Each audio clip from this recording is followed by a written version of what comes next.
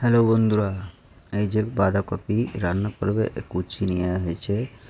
বাঁধাকপি আলু কুচি নেওয়া হয়েছে। কুচি নিয়ে একে ভালো করে জলে ফেলে ধুয়ে নিতে হবে। ধুয়ে নিয়ে এরপরে এই যে রান্না করা হবে বাঁধাকপি দিয়ে আর আলু এই রান্না, সেই রান্নাটা দেখানো হচ্ছে এখানে।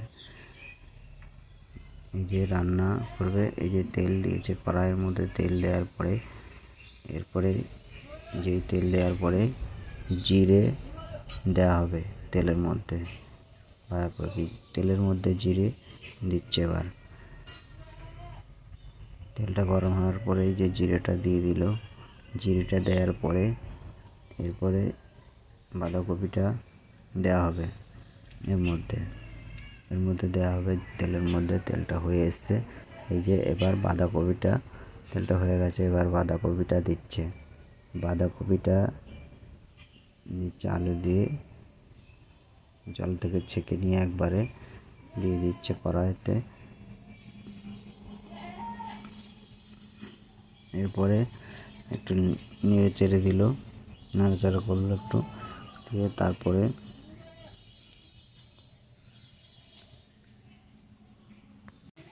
একটু নেড়ে দিল। তারপরে এরপরে চলে যাবে।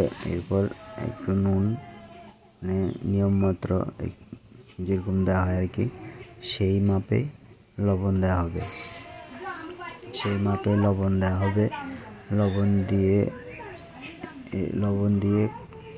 এই যে লবণটা দিয়ে দিল নিয়ম মাত্রা করে। এরপরে আবার একটু নেড়ে চেড়ে দিল খানিকক্ষণ। এই যে খানিকক্ষণ যখন দেওয়ার পরে বাঁধাকপিটা লবণ দেওয়ার পরে একটু জল ছেড়ে দিল। জলটা মানে সিদ্ধ হয়ে বেরিয়ে গেল। এরপরে লাস্টে একটু নাড়াচাড়া করে এগিয়ে নেড়ে দিচ্ছে। তারপরে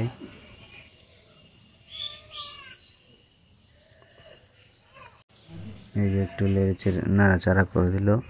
এরপরে এই যে আগুনের জালটা দিল, যেই একটু বাড়িয়ে দিল। এরপরে এটা খানিকক্ষণ রাখার পরে, লবণ দিয়ে রাখার পরে খানিকক্ষণ পর খানিকক্ষণ পর সিদ্ধটা হয়ে এসছে। তারপরে এরপরে লঙ্কা দেওয়া হবে। কাঁচা লঙ্কা কেটে দিচ্ছে। এই কাঁচা লঙ্কা কেটে দেওয়ার পরে এই যে কাঁচা লঙ্কাগুলো দিয়েছে। এরপরে বাঁধাকপিতে কেটে একটা একটা করে সব কেটে নিয়ে দেওয়া হবে এর মধ্যে। সব লঙ্কাটা সব দিয়ে দেবে বাঁধাকপির মধ্যে, কেটে কুচিয়ে নিয়ে সব দেওয়া হয়ে যাবে।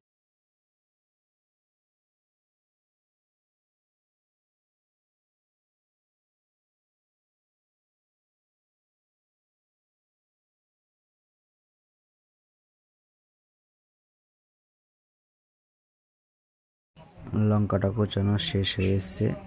লঙ্কাটা শেষ হয়ে গেছে কোচানো। এরপর দিয়ে দিল খানিকক্ষণ একটু নেড়ে চেড়ে দিল। নেড়ে চেড়ে দেওয়ার পরে এই যে দেওয়ার পরে একটু ভালো করে একটু দেখতে সিদ্ধ নাকি সেটা খুন্তি দিয়ে নেড়ে দিল। দেওয়ার পরে নাড়াচাড়ার পরে একটু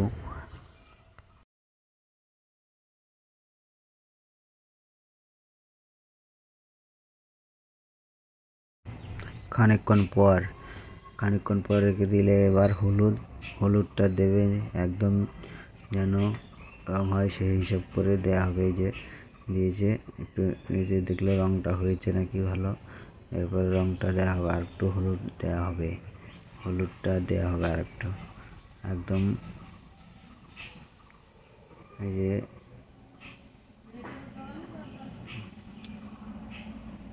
এই যে আর একটু হলুদ দিল, কালারটা সুন্দর হবে। একটু কালারটা সুন্দর হওয়ার জন্যে আর একটু হলুদটা বাড়িয়ে দিল। সেই জন্যে কালারটা হেবি সুন্দর হবে। এই বাঁধাকপির কালার হেবি সুন্দর হবে। এই যে হালকা কালার হয়েছে, এরপরে পুরো হলুদ কালার হয়ে যাবে।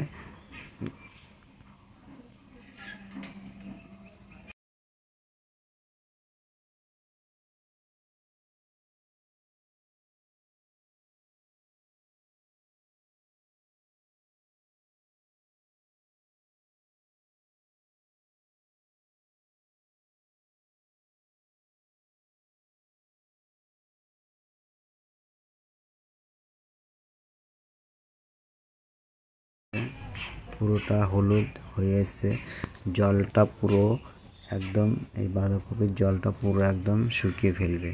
শুকিয়ে ফেলার পরে একে একদম শুকিয়ে ফেলতে হবে একদম বাঁধাকপি, জলটা একটুকু থাকবে না। এই যে জলটা আছে বাঁধাকপির গায়ে একটু জলটা থাকবে না, একদম শুকিয়ে একদম শুকিয়ে। তারপরে ওকে রান্না করার পর নামিয়ে নেবে।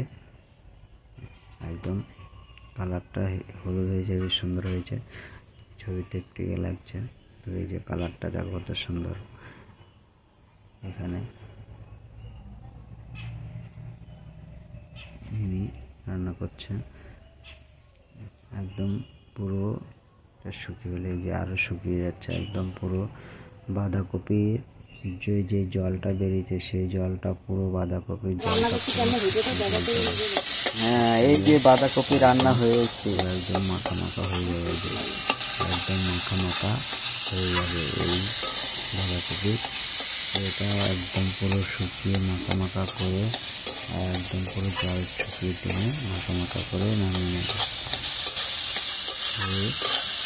হয়ে এসছে, একটু পরেই নামাবে। যদি ভিডিওটা ভালো লাগে লাইক শেয়ার করো।